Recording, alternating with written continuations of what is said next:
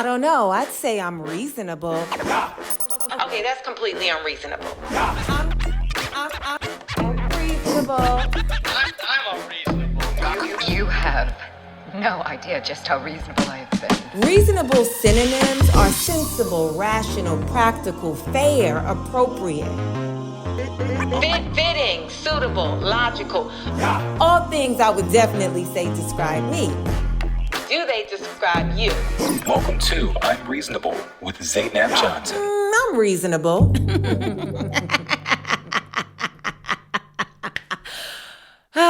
What's up, everybody? Welcome to another.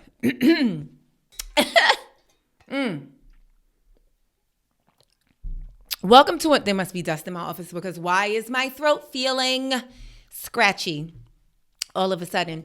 I probably need to air out my office, but it's been so cold. I've had the windows and the doors closed. Hey, everybody. Hey, welcome to another episode of I'm Reasonable. Welcome to another episode of I'm Reasonable with Zainab Johnson. Hi, I'm Zainab Johnson. Hey, you guys. There's so much going on in the world. It can be very difficult to maintain reason. But I hope that you guys have remained as reasonable as possible this past week.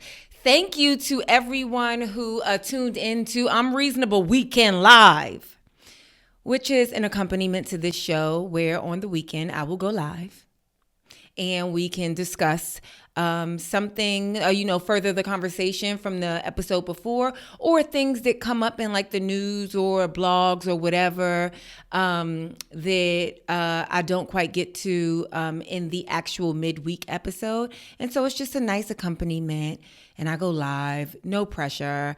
So thank you guys so much for tuning in, watching that. There's no date or time. It's just going to happen on the weekend. When on the weekend, I don't know, because my weekends are unpredictable. But at some point on the weekend, it is what we will do. So thank you guys so much for tuning into that and watching. And it's up on my page and will remain up on my page every week. It will stay up just in a live section. And so you guys can go and be a part of the rewatch gang. Keep the conversation going. This week, I thought I was going to do a little bit of a follow-up on the Stephen Twitch boss story that we did discuss on I'm Reasonable Weekend Live, but I'm not. It ain't nothing new. It's just people still arguing. But we will talk this week. We will talk. We'll talk a little bit about the horrific fires that are, demolishing homes all across LA County.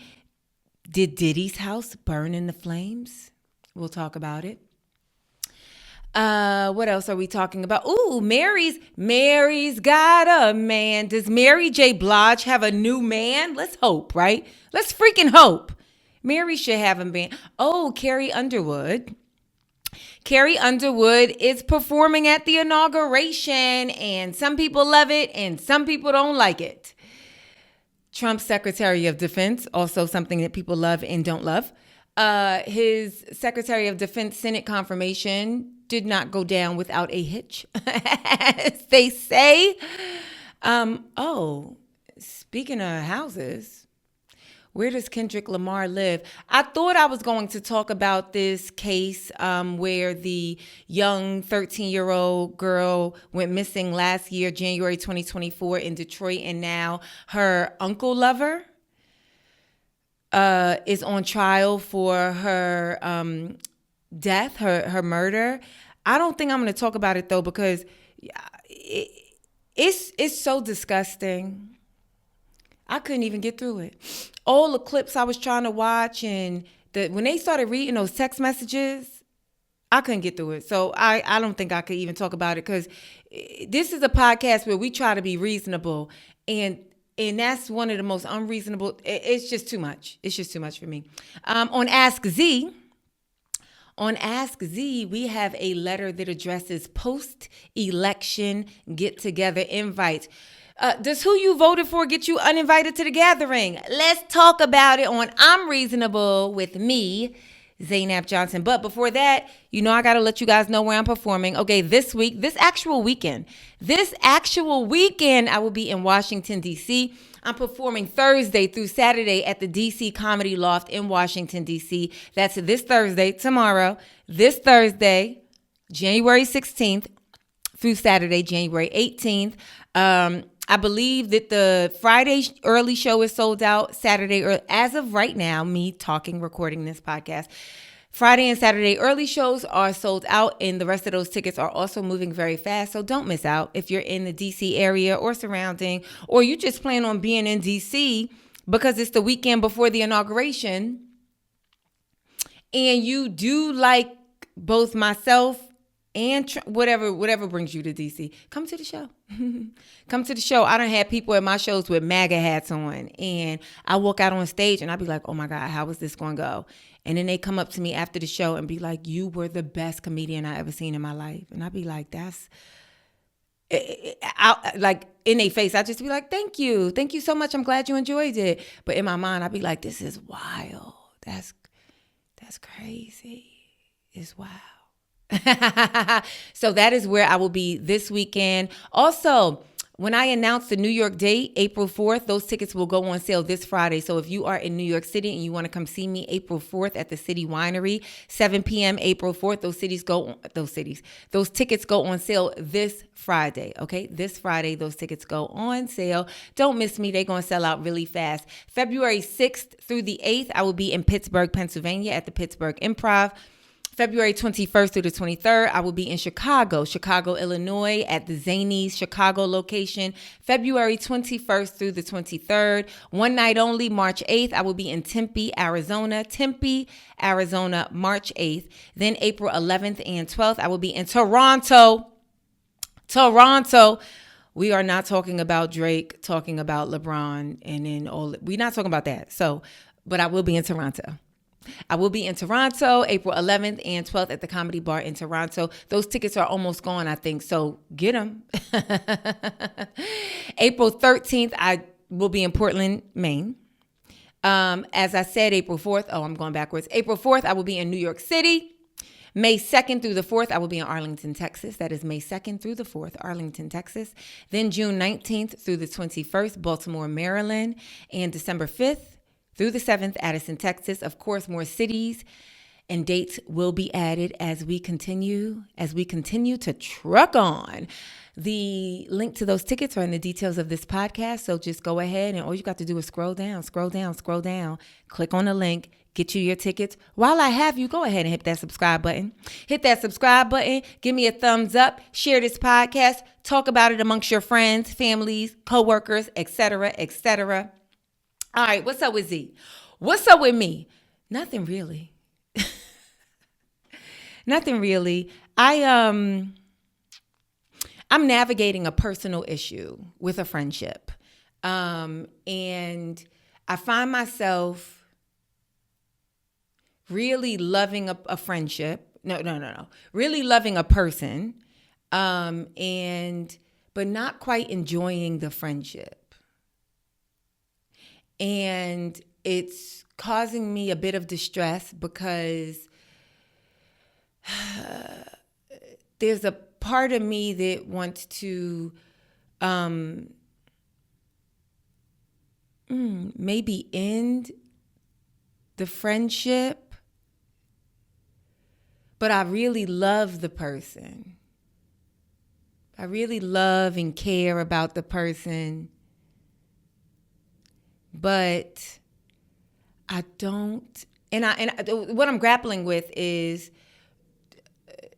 telling them.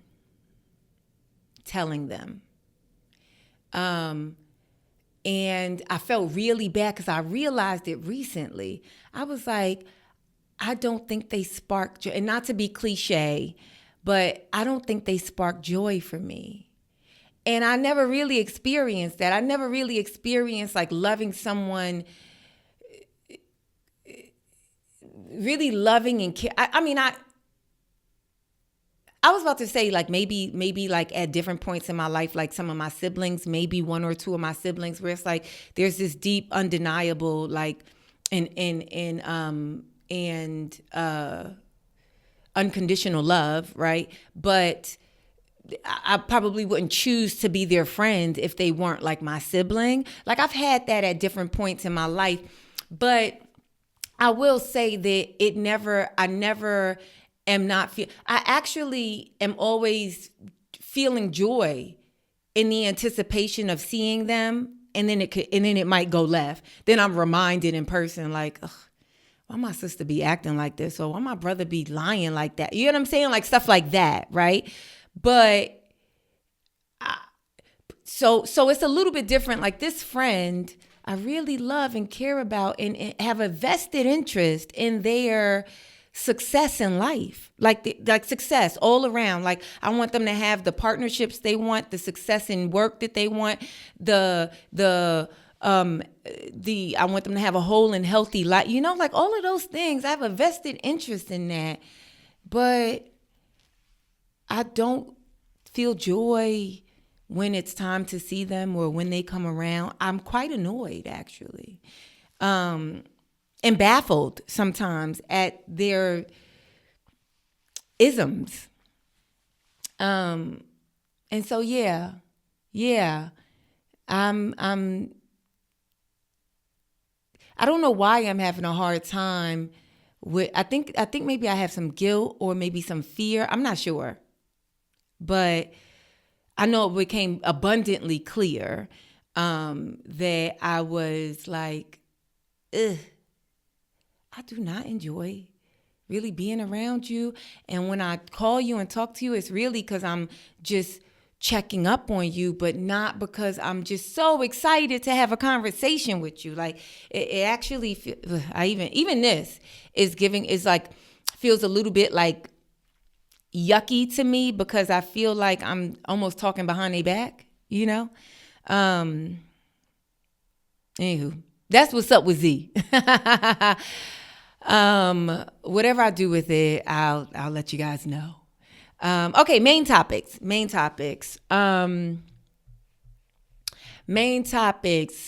LA fires. So there's been a lot of First of all, I'm okay, and I'm still in my home and I'm in my office, and I haven't been directly hit with anything tragic. Alhamdulillah, thank God. And my heart and my prayers really go out to the people who have lost their homes, have lost their pets, have lost family members, have lost cherished belongings, have lost a sense of like connection and self, and safety. I just can't imagine. It's being politicized, which I hate because like it's already bad enough, right? So if you don't know, there has been wildfires that swept LA County, burned down Malibu, burned down Pacific Palisades, burned down. There's an Eaton fire that burnt down an area called Altadena. There was a Sunset fire that is very close to like the Hollywood Hills. That one was extinguished pretty quickly. It was much smaller than the rest.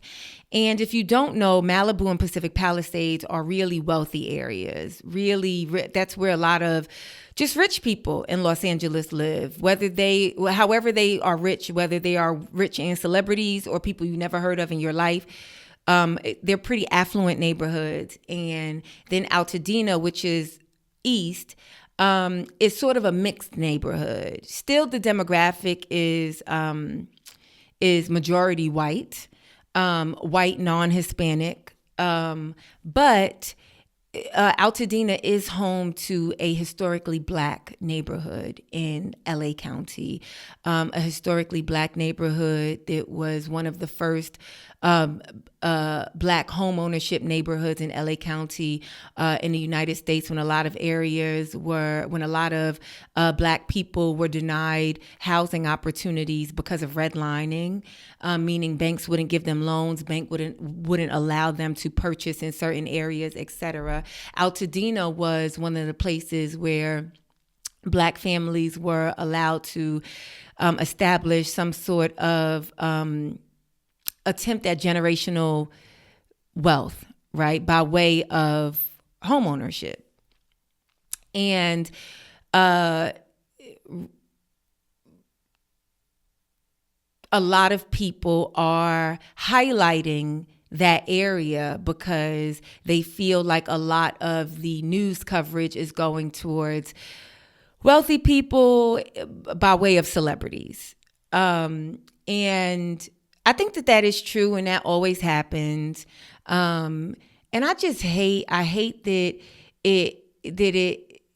things, when they're this tragic, get so politicized.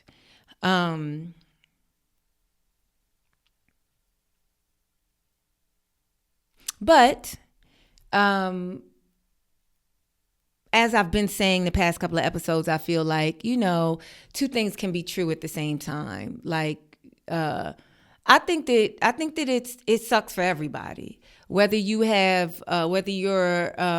household income is $50,000 or $50 million, it sucks. Obviously, a person with the ability to access $50 million, is especially if they're having any sort of insurance problems, that is a whole nother conversation, right? I just think that it's like tragic. I don't care what you look like, and I do appreciate people, really, really on social media highlighting, like, make sure that they don't forget about the residents of Altadena. Make sure that they specifically don't forget about the Black residents of Altadena. But this has affected so many people from different economic backgrounds, different socioeconomic backgrounds, different religious backgrounds. And it's just so tragic. What they all need to do is come together with a class action lawsuit. I think that it's happening, and sue all of the insurance companies. But here's the thing. The thing about insurance, the thing about this sucks about insurance, because apparently a lot of it, all the major insurance companies, State Farm, Allstate, all them ones that we see them fun commercials, they got the big celebrity endorsements. They got a spokesperson, and they do all these cool commercials, right? And you like, yeah, I remember the Allstate guy. I remember the State Farm guy. I remember it, right? They get notable people who we like to tell us, you covered if something happens. And then you find out when your house burned down, you're not covered at all. The thing about insurance that sucks is they either going to get you in the beginning or they going to get you in the end. That's what sucks about insurance. Even if they honor you, even if you have a premium and your premium is low, the whole point, the only purpose of insurance is to help you out, to cover you, to make you feel secure, to help you rebuild if there ever is a tragedy, right? If your house gets flooded, if your house gets on fire, if somebody robs your house, if you get in a car accident, if you get sick, if you get injured, that's the whole point of insurance, right? So it's like crazy for them to be like, no, we're not going to do the very thing that we are here for. The only point of our existence is for this purpose, and that's what you pay for. But no, we're not going to do that. Crazy. And this is like a government problem, in my opinion. It's a people problem, but it's something that only the government can handle. And now with this new administration, this is one of them episodes where I feel like I'm gonna bring all bad news, and that's why I don't even feel like doing it. Forgive me, because as I'm talking, I'm like, oh God. The reality is, all this about to be unreasonable AF. Anywho, thing about insurance, right, is even when you think you get a good rate and then they pay you, the moment something else happens, because you got to have insurance for the rest of your life. So let's say they didn't drop nobody's claims, right? Let's say they didn't drop nobody's insurance and they honor every single claim, which they can't afford to do. It's just too much damage, right? They can't afford to do. Even if they could afford to do it, they don't want it. See, like when I gotta accept the reality, it's devastating. Okay. Let me move quick through these things. Forgive me, you guys. Then the moment you gotta re-up on that insurance, I got into a car accident in 2020, right before I got my Tesla. I had a BMW, and it looked like it wasn't a mark on the car, but whatever. State Farm totaled out my car, and I went and got a Tesla. And let me tell you what, the amount of insurance that I had to pay, I think I paid more for insurance than I paid for the car, paid to lease the car. And so the only way that, cause it's like it don't matter either way, an insurance company is going to, they going to get in your ass at the beginning, or they going to get in your ass in the end. It's no way around it. And so that's why our government, the government that's supposed to serve the people, but it seemed like we moving further and further away from that.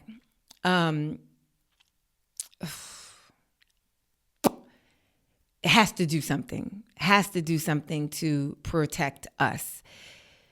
Speaking of the government, we got an inauguration coming. You see how I got out of that, y'all? Because I just got exhausted. Forgive me. I got so exhausted. Like exhausted with sadness. I was about to talk. I think it's a lie. I ain't even look it up, to be honest with y'all. I meant to look it up because I saw somebody posted it on TikTok. Diddy's house burned in a fire.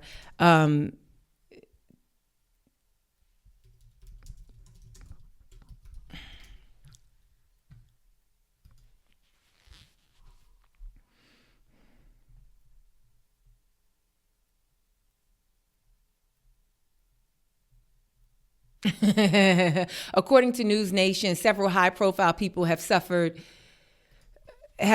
property losses from the ongoing California wildfires, but it appears Sean Diddy Combs' Los Angeles mansion remains unscathed. There you go. So basically, it's like in the midst of all of this tragedy, it's still people putting fake stuff on just for the clicks. Ain't that?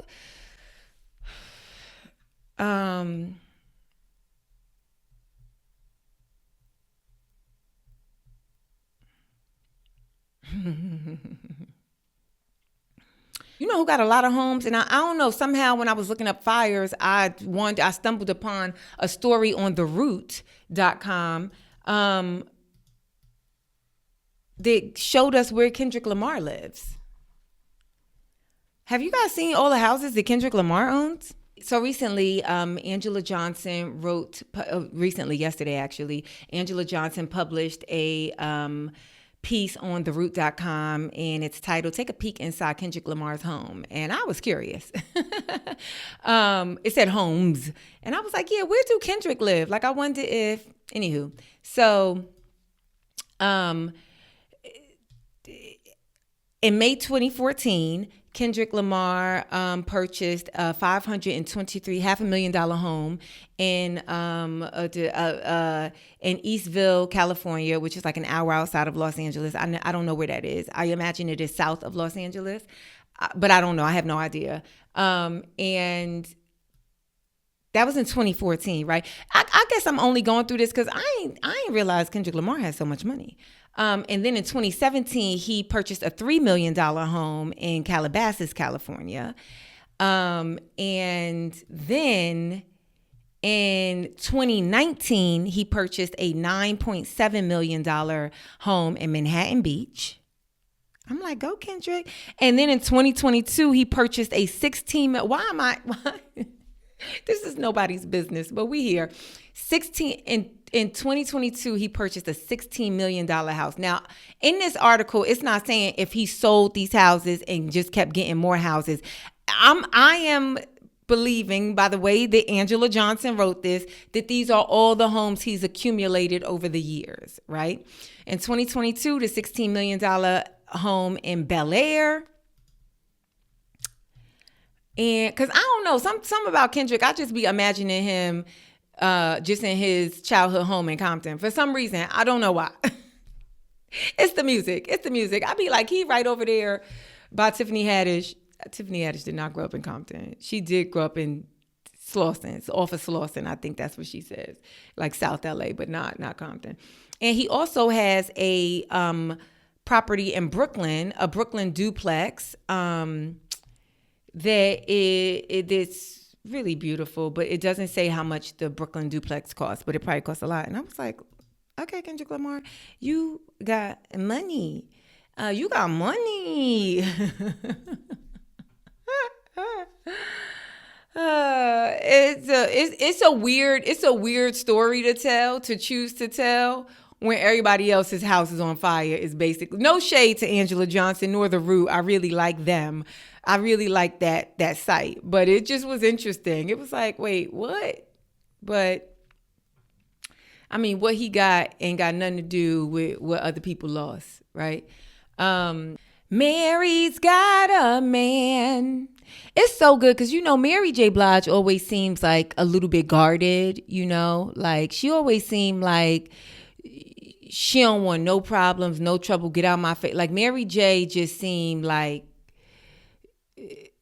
I love Mary J. Love. I'm a New York City girl, so Mary J is like our queen, especially if you like, like a good part of your formative years were like in the 90s and 2000s. It's like Mary's our girl. And Kendu ain't do Mary right. Kendu was like her manager or a security guard. I don't know who Kendu was. He was unqualified, but Mary liked him. I think he had some light brown eyes or something like that. Mary liked him, and he did her dirty. I was at Crustacean years ago with my older sister, and we saw Kendu. Why was we there? I think we was there. My sister, it might have been like maybe like the weekend of her wedding. It might have been like a wedding lunch or something. I can't remember why we were there, but it was a few of us there, and we walked out. We were waiting for valet. We were waiting at valet to get our cars. And Kendall walked out with some woman, like Color Purple. We was like, who that woman? While he was married to Mary J Blige. We was like, what? Just looking, like side-eyeing. And my sister walks out. My older sister walks out, and she's good for a situation like this. She walks out, and she was like, oh, Kendall. And he thinking she a fan. He thinking my sister a fan. So he waiting at the valet with the woman, and he smiling and cheesing like, "What's up? What's good? Yeah." Da, da, da. And my sister looks around him and says, where is Mary?" And we all were like. Sometimes I wish I had the courage that my sister, sometimes I don't have the courage to say it in the moment, which is why I'm really good at telling the story as a stand-up, right? But my sister in the moment, she is good at, oh, you think this is an awkward, my sister should have been on Real Housewives or something, because she is good for the dramatics. She was like, where is Mary? Yo, he got quiet, and the other woman, who I think was like Mary's assistant or something. Anywho, I'm glad Mary got a man. Apparently, the man that she was on vacation with was, they didn't give him a name, but apparently he did security for J-Lo a couple of years ago. And who knows how he met Mary. Maybe he was doing security for her. And I imagine it can be easy to fall for somebody that is making you feel very safe. But, they was playing footsies on the island and some chairs that they be selling on TikTok. So, if Mary likes it, I love it, right? All right, Carrie Washington. I don't know what I said I was going to talk about, but this is probably about to be the last story before the Ask Z. It's just one of them episodes. I just got so with just thinking about the fires and just thinking about just thinking about the bureaucracy around it and like the fuckery of it all, and just in the hands that we are in for the next. I just got so disheartened, you guys. It really took all my steam away. So I'm so sorry. Carrie Underwood is performing at the inauguration. It was leaked. The invitation or the event details rather was leaked, and it was. You could see on the invitation that I believe TMZ confirmed it was an accurate program for the inauguration, which happens on Monday or Tuesday, whatever day it is. I think it's a Monday. It's Martin Luther King's birthday. And everybody was like, the audacity. But it was scheduled for that day way before we knew the results. I only know that because as I've been promoting my DC shows, I was like, oh, okay, so wait, is that a holiday? Is that a 3-day weekend? Because it's Martin Luther King's birthday. Like, that's what I was trying to figure out. Like, ooh, okay, so, dang, should I do a Sunday show? Because it's like if people don't have to go to work on Monday. And then I realized, like, oh, wait, that's Inauguration Day. They doing an inauguration on this day. And then I was thinking, like, oh, wow, if Kamala wins, that would be one. That's like they gonna be like, ooh, it will be in alignment. And if Trump wins, it will not be in alignment. And I only know that because my shows were scheduled since they had to be. I was supposed to do DC in the fall of 2024, but I was filming Upload, right? So it had to be rescheduled. And so the moment that I had got the new date, I knew that it was the weekend before the inauguration. But now, because people are just finding this out, they're like, oh, and how dare it be? And it's like, it's all about the narrative, how you spin the narrative. Somebody had to win the presidency, right? And whoever that was, it was going to be on that day. It's not like he was like, you know what? I, Donald J. Trump, have a dream. And my dream is to be sworn in for a second time. Second. They tried to make it only once, but twice. And if I'm successful at what I try to do, maybe it'll be a third time. Maybe I'll be the only president they ever have for the rest of their lives. Who knows? But for the second time, I'm the 45th and 47th president. I have a dream that it happens on Dr. Martin Luther King Jr.'s birthday. No, it was going to happen. It's like, it would be a very different narrative coming from social media, blogs, outlets. If it was Kamala, that one would be like, oh, and Martin Luther King had a dream, and look, first Black woman president, first Black and Southeast Asian woman president, first,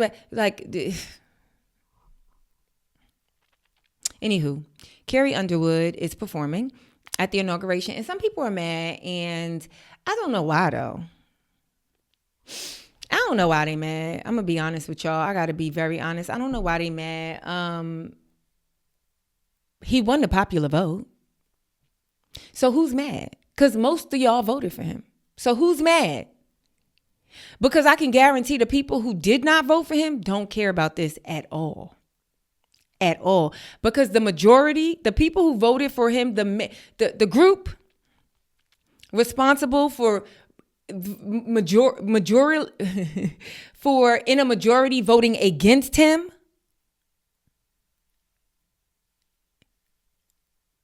I'm sure are not Kerry Washington. Oh, no. We Kerry Washington fans. But you see what I'm getting at? The majority group that voted against him are not Carrie Underwood fans. So who's upset? Who is upset? I was watching a clip from The View. Country superstar Carrie Underwood has spent most of her career avoiding political talk, but she's set to perform at the upcoming inauguration. She said in a statement that she's doing it because the country must come together in the spirit of unity and look to the future. And lots of her fans aren't thrilled about it, but lots of her fans are. So let's put this in perspective here. What do y'all think? I personally hope we're moving beyond the era of politics where we want to cancel people's livelihoods because we don't like their politics. And whether it was the Dixie Chicks for criticizing George Bush, didn't agree with it then, and Carrie Underwood, if you have a problem, you register your complaint by not downloading her songs and not going to her shows. Right. But I also think from a business standpoint, it's not a bad decision for Carrie Underwood. 75 million people voted for Trump. Artists tend to skew left-leaning, so she's overnight going to become an icon of MAGA and the American right. She's probably going to make a lot of money off of it. So I get why she did it. I see. I mean, right? And it's country music. I think I'll tell you right now, I wouldn't do it, even though I can't sing. You would not sing? No, I would not. I would not normalize him. And she says, I love our country. How do you love your country and support and normalize somebody who was a convicted felon who really wants to destroy the country, in my opinion? People do what they do for whatever reasons. It's like Joe and Mika. Yeah. They did what they did. They felt that's what they needed to do, and I got to stand behind them. Yeah. You know, and I stand behind her no, not or not, because if I believe I have the right to make up my mind to go perform someplace, I believe they have the same right. Of course. And so That's I have true. to, I have to support. Doesn't mean I'm particularly interested in what I won't be watching. And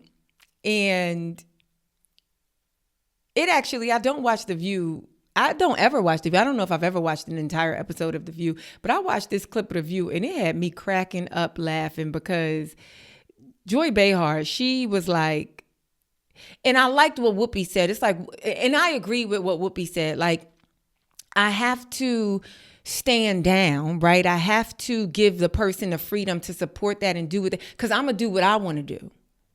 I'm going to go perform where I want to go perform. So she's going to have to go perform where she wants to. And I have to be okay with that. Right? Again, I'm so confused. Who, and then the other lady, I don't know her name and I did not look it up. But the youngest, what appears to be the youngest person on the panel. But sidebar, don't Whoopi look so nice? Who appears to be the youngest person on the panel. She was like, yeah, it's like it probably is paying well. Carrie Underwood has never been super vocal about her politics. Like she's never definitively said whether she was Republican or Democrat. But it seems like country music, the genre seems to strongly lean towards Republican, conservative, et cetera, really, really whitewashed, right? And so this doesn't not make sense, right? Also, forgive me if you are a Carrie Underwood fan. Every time I say Carrie, I want to say Washington. That's how much of a Carrie Underwood fan I'm not. I can't even say I'm not a fan. I know she won American Idol. I couldn't tell y'all a Carrie Washington. See? I couldn't tell y'all a Carrie Underwood song. I couldn't tell you. I couldn't even tell you a song she sang on American Idol.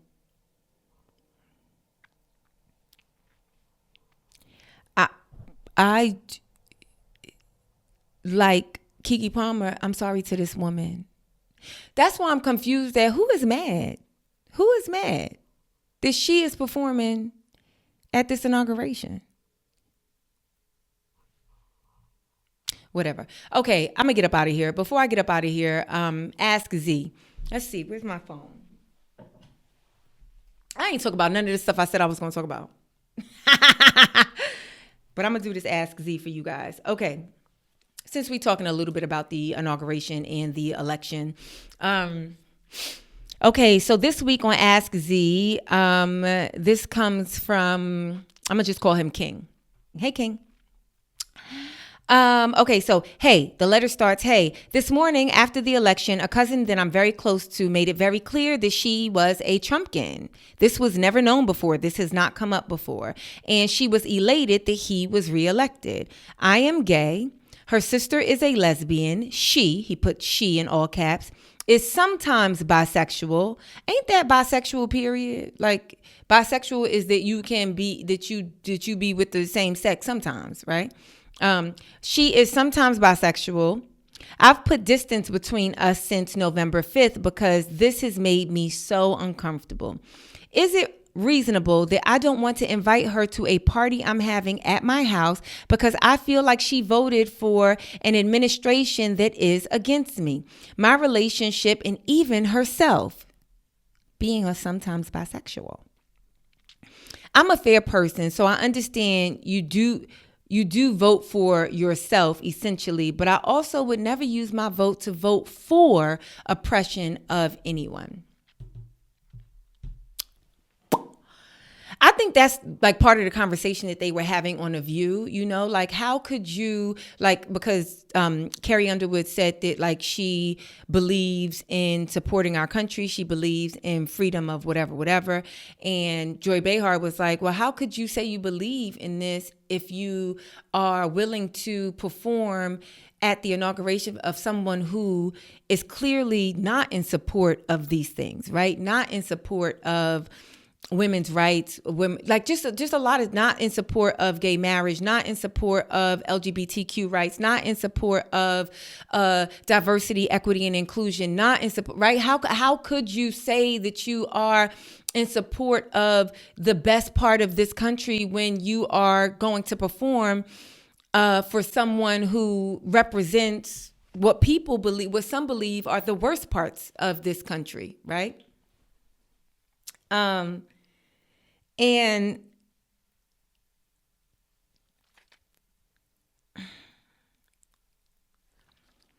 I think when it comes to politics, you never really know who you're messing with.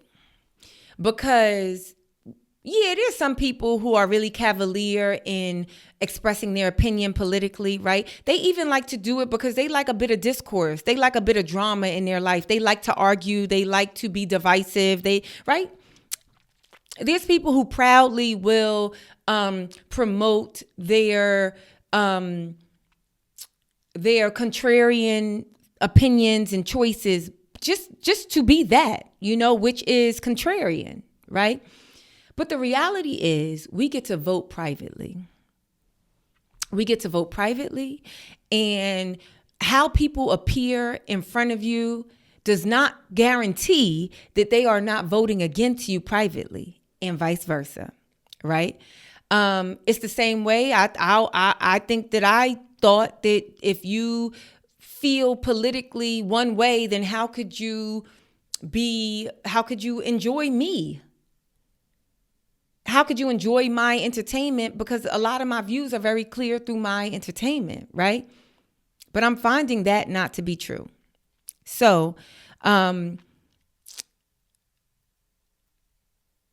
I understand the political, I understand the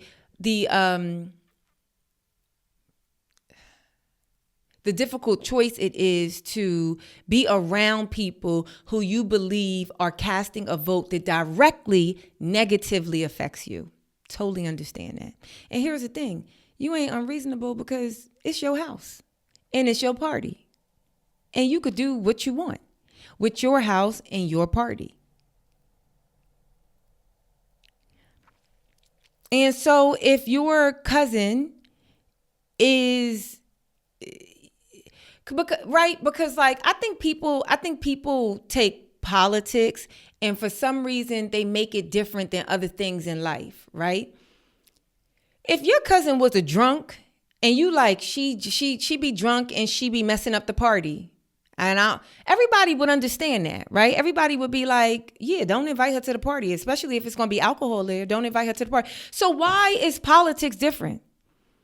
If she is going to be vocal and because she's really excited and happy about Trump being elected and everybody else at the party is not going to be with that, then why why invite her? Just because she your cousin? No. Like, I think sometimes we have to think about things in the same way that we think about, sometimes we have to think about things that are political in the same way that we think about things that are more practical, and then just apply the same logic. Yeah, she ain't with the vibe. She ain't with the vibe. We ain't with that vibe in my party, so she can't come. Oh, well. That don't make her any less your cousin. And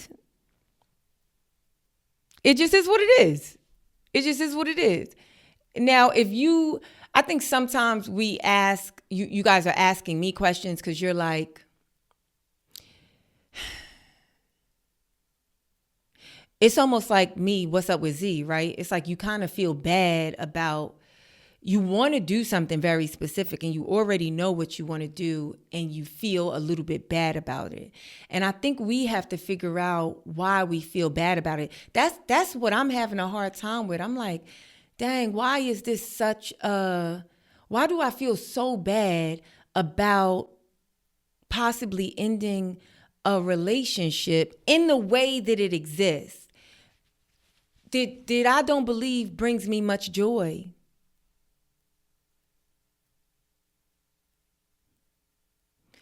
And I think that if your cousin is not going to be an added benefit, because like, think about it also. When we talk about a party, I don't know, for me, I always think party is a word synonymous with like fun and good time and enjoy yourself, right? And so if the cousin, because of her political views right now, if she ain't bringing fun to the party, well, then she can't come. She is uninvited. It is what it is. I don't know if my advice right now is unreasonable, but I personally don't think it's unreasonable to uninvite someone whose views are a very specific way, especially if you know they're going to be vocal about those views in a room of people that don't align with that and don't want to hear it. It's like save yourself the drama. Save yourself the drama. That's it.